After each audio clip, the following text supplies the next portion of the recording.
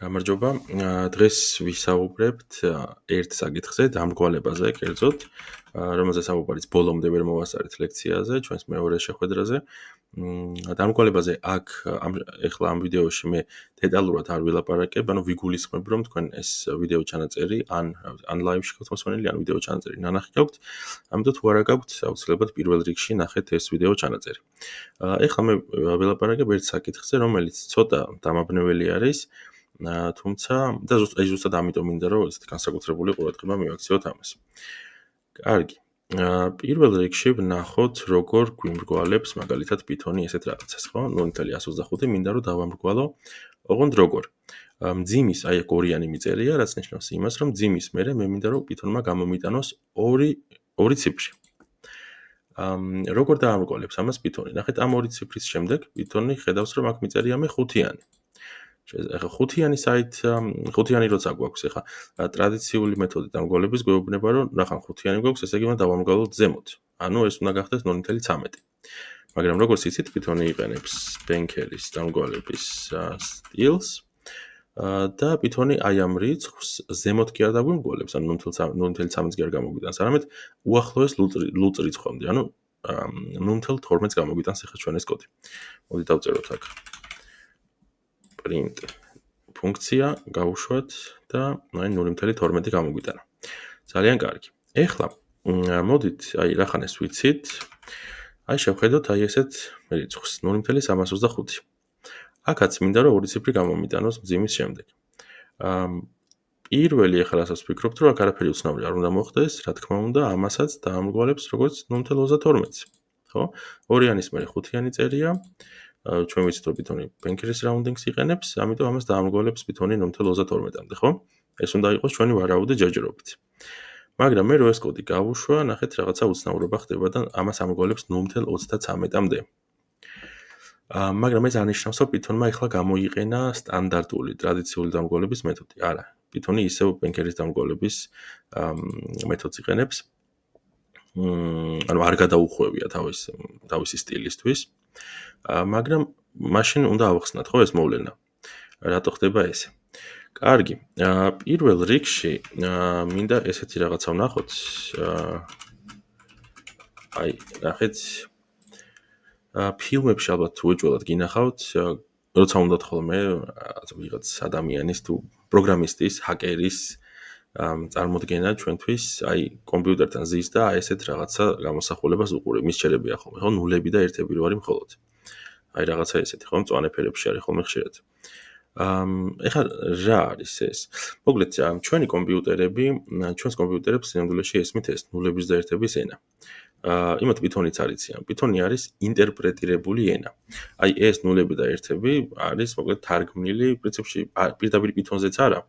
Python-ის ბევრი ფუნქცია, მაგალითად არის დაწერილი C-ზე. C არის ეგეთი ენა და მაგას იყენებენ, აი მაგ ენაზეა Python-ის ბევრი ფუნქცია დაწერილი, იმიტომ რომ Python-ი უფრო სწრაფი იყოს. აი C ბევრად უფრო სწრაფია ვიდრე Python-ი. და აი მოკლედ ეგეთი ამბავი გვაქვს.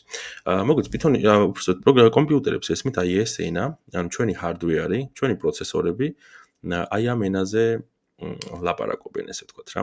ამ ენაზე, ხო, და ვინაიდან აი ამ ენაზე მეტყველება შეუძლიათ და აი ამაზე არიან ოპტიმიზირებულები, შესაბამისად აი მათემატიკური ოპერაციებიც მათ შორის, აი როცა აი ესეთ ნულებისა და ერთების ენაზე არის შესრულებული, ბევრად უფრო სწრაფი არის. და რა თქმა უნდა, სისწრაფე ესეთი რაღაცაა, რასაც ჩვენ ვერ დავთმობთ, ჩვენ გვინდა უფრო სწრაფი პროცესორები, უფრო სწრაფი კომპიუტერები. და ხო, აი მოკლედ ეგეთი ამბავი გვაქვს. შესაბამისად, რიცხვები, რაც გვაქვს, აი მაგალითად, მოდი ვნახოთ binary representations. აი ნახეთ, თურმე რიცხვები, ჩვეულებრივი რიცხვები, ხო, ეს არის 10-ბითი სისტემა, შეგახსენებთ? ჩვენ ვართ 10-ბით სისტემას ვიყენებთ ჩვენ და ეს არის 2-ბითი სისტემა. ანუ ნულებისა და ერთების ენა. აი ნახეთ მაგალითად 12 რო ავიღოთ, ხო? 12 თურმე 2-ბით სისტემაში. აი ნულებისა და ერთების ენაზე გამოისახება როგორც 1-1-0-0. 14 გამოისახება როგორც 1-1-1-0 და ასე შემდეგ. კარგი. ეხლა როგორ ხდება თარგმნა აი 10-ობითი სისტემიდან 2-ობით სისტემაზე? ამ უმარტივესი ალგორითმი არსებობს, უმარტივესი ფორმულა არსებობს ამისთვის. შეიძლება სკოლაშიც მე მახსოვს რომ სკოლაში უსწავლებიათ ეს. შეიძლება თქვენც როგორც მინიმუმ სკოლიდან გაქვთ ამაზე ცოდნა. მაგრამ ეხლა ჩვენ ამ ალგორითმს არ შევეხებით რა, ეს 12 როგორ ვთარგმნოთ ნულებისა და ერთების ენაზე და პირიქით, ხო? აი ეს როგორ გადმოვთარგმნოთ მე აქეთ. ეს ჩვენ არ გვაინტერესებს. უბრალოდ ვიცოდეთ რომ რიცხვები არის შენახული აი ესეთ 2-ობით სისტემაში, ნულებისა და ერთების ენაზე. კარგი, Python-იც ამას ესე აკეთებს, ოღონდ ჩვენ ამას ახლა ამ თვითონს ვერ დავინახავთ. თუმცა ნახეთ რა ხდება. ზოგიერთი რიცხვის ჩაწერა, ხო, ჩვენ აი 10-ობით სისტემას როცა ვიყენებთ, ხო, ვერ ხერხდება, იმიტომ რომ აი უსასრულოდ გრძელდება, ხო? აი მაგალითად 10 ხო 3-ზე ზუსტად არ იყოფა. და ვიცით რომ ეს უდრის 10, ეს უდრის 3.33333 და ეს გრძელდება უსასრულოდ, ხო, ეს არასდროს არ მთავრდება. ანუ და ამ რიცხვს ჩვენ ვერ მოვიხელთებთ, ანუ ვერ ჩავწერთ ზუსტად, ხო, ის უსასრულოდ გრძელდება. ხო? თურმე ზოგიერთი რიცხვის ჩაწერა 2-ობით სისტემაშიც, აი ნულებისა და ერთების ენაზე, როცა გვინდა, აი მანდაც იგივე პრობლემას ვაწყდებით. ზოგიერთ რიცხვს არ მოეპოვება, არ მოეძებნება ზუსტი ჩანაწერი აი ამ 2-ობით, ანუ ნულებისა და ერთების ენაზე, 2-ობით სისტემაში. აი ხო, აი ზუსტად ისევე როგორც 10 რო 3-ზე გავყოთ, აი ჩვენ ამისი ზუსტი ჩანაწერი ხო არა გვაქვს? აი ზუსტად ანალოგიურად წარმოიდგინეთ, რომ აი ამ შემთხვევაში მაგალითად 0.325-ს თურმე არ მოეპოვება ზუსტი ჩანაწერი 2-ობით სისტემაში. ეხლა ჩვენ ამას ვნახავთ, აი მოდი ესეთი რაღაცა დავწეროთ. ოღონდ 2-ობით სისტემაში ვერ ვნახავთ, ისევ 10-ობით სისტემაში ვართ ჩვენ, მაგრამ აი შეგვიძლია ნახეთ როგორი რაღაც გავაკეთოთ. დავწეროთ, არ არის ხა ესეთი სუპერ აუცილებელი რომ თქვენ ეს სინტაქსი დაიმახსოვროთ, უბრალოდ მომისმინეთ ამ შემთხვევაში. აი ნახეთ, მოდი ვნახოთ 0.325 როგორ არის შენახული Python-ში. გავუშვათ ეს კოდი და აი ნახეთ თურმე უბრალოდ 0. ზუსტი ჩანაწერი რო გქონოდა, აი ერთი წუთით აი ნახეთ, როცა ზუსტი ჩანაწერი გვაქვს რიცხვის, მაშინ ესეთი შედეგს ვიღებთ, ხო? მოდი აქ F იმაკლია. თავიდან გავუშვებ ამ კოდს, აი ნახეთ, როცა ზუსტი ჩანაწერი გვაქვს, მაშინ აი სულ ნულები არის. ხო? არაფერი არ იცვლება. მაგრამ აი 325-ს თურმე არ მოეპოვება ესეთი ზუსტი ჩანაწერი. და მაგიტო გვაქვს რომ აი კი არის ძალიან ბევრი ნული, მაგრამ მე რაღაცები ირევა, ხო? მე რაღაცა რიცხვები გვაქვს. აი ეგეთი ამბავი არის. შესაბამისად, ვინაიდან 0.325. მოდი ხა დავწეროთ ჩვენ დამრგვალების ფორმულა გამოვიძახოთ და დავწეროთ 0.325. გვინდა რომ დავმრგვალოთ. ნახეთ 0.325-ის, როგორც ვნახეთ, ზუსტი ჩანაწერი ჩვენ არ გვქონია. აი ეს ყოფილა 0.325 სინამდვილეში. შესაბამისად, აი ამ რიცხვს რო შევხედოთ ჩვენ, ეს რიცხვი 0.33-თან უფრო ახლოს არის, ხო? თუ 0.32-თან. აი ეგეთი შეკითხვა რო დავსვათ, იმიტომ რომ ნახეთ, ეს ამას რო ზუსტი ჩანაწერი ქონოდა, აქ მარტო ნულები რო ყოფილიყო, ხო? ეგეთ შემთხვევაში Python-ი ჩვეულებრივად გამოიყენებდა თავის ბენქერის დამრგვალების მეთოდს და ამას დაამრგვალებდა ქვემოთ. იმიტომ რომ 2-იანის მერე 5 მაქვს და Python-ი ამრგვალებს უახლოეს ლუწრიცხვამდე, ამიტომ გვექნებოდა 0.32. მაგრამ ვინაიდან 0.325 სინამდვილეში უფრო მეტია ვიდრე 0.325 და ის უფრო ახლოს არის 0.33-თან.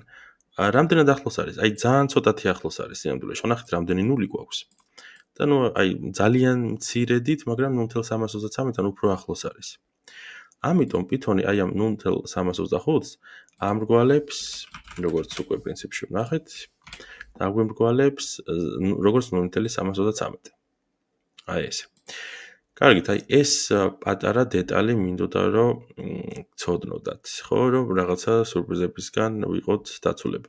ეხლა ეს ხო, პრინციპში ეგ არის. ანუ შეიძლება გაგგურვებოდათ, ხო, რატო ამ კვალებს რატო იქცევა ამ შემთხვევაში სხვანაირად. მაგრამ ვფიქრობ, რომ ეხლა ეს ბუნდოვანება გავფანდეთ. მოდი ვნახოთ თვითონ იმაშიც დოკუმენტაციაშიც built-in function-ები, ხო? დოკუმენტაციაშიც გვაქვს ეგ ამბავი ნაჩვენები, აი round ფუნქციის დოკუმენტაციაზე ვარ ეხლა და აი აქ ნახეთ note ესეთი რაღაცა გვიწერია, ანუ ყურადღებით იყავითო. და აქ გვაქვს ესეთი მაგალითი. აი ეს. მოდი ეს მაგალითი განვიხილოთ ეხლა ჩვენც. დავწეროთ, ესეც გქონდეს, აი ეს დავწეროთ. აი აქ რა ხდება, მოდი ახლა ვნახოთ. გავუშვათ ეს კოდი. აი მოდი ამებს დროებით დავაკომენტარებ, რომ არ გაიშვას. გავუშვათ და ვნახოთ. 67 გვაქვს აქ. მაგრამ სინამდვილეში უახლოესი ლუწი რიცხვი არის ზემოთ, ხო? აქ რო იყოს 68 უნდა გამოეტანა წესი და რიგით, ხო? ბენქერის დამკოლების მეთოდით, Python-ის დამკოლების მეთოდით. მაგრამ გამოგვიტანა 67. ეხლა ეს რატომ მოხდა? მოდი შევამოწმოთ, აი ამ მეთოდით შევამოწმოთ. როგორ ინახავს Python-ი აი ამ რიცხვს 675-ს. გავუშვათ ეს კოდი და ვნახავთ, აი ნახეთ რას ვხედავთ. ეს რიცხვი Python-ში შენახული ყოფილა არა როგორც აი 675, არამედ როგორც 674 და მერე ძალიან ბევრი ცხრიანი და ნუ აი ესეთი რიცხვები. შესაბამისად ახლა რა გამოვიდა, ეს რიცხვი ქვემოთ, ანუ 67-თან უფრო ახლოს ყოფილა, ვიდრე 68-თან. ხო? ამიტომ დამრგვალდა როგორც 2.77. კარგი, პრინციპში სულ ეს არის. ამ ვიდეოს დავდებ მე Facebook-ზეც და აი მოდი თუ გინდათ პირველ რიგში ეს კომენტარების ველი გამოიყენეს, თუ რაღაცა იქნება გავგებარი, შეგიძლიათ დააკომენტაროთ, ან მეც მომწეროთ, მეილზე შეგიძლიათ მომწეროთ, ან Facebook-ზეც მომწერეთ. ნებისმიერი გზა გამოიყენეთ ამისთვის. მოგეთ ეს იყო დღეს, რაც მინდოდა რომ მეჩვენებინა თქვენთვის. მედია რომ გავფანდეთ ეს ბუნდოვანებები. კარგი. სულ ეს არის და კარგი ამბავი გვაქვს ის, რომ თქვენ ჩათვალეთ, რომ უკვე დამგვალებაზე ყველაფერი იცით. აბა, შეხვედრამდე.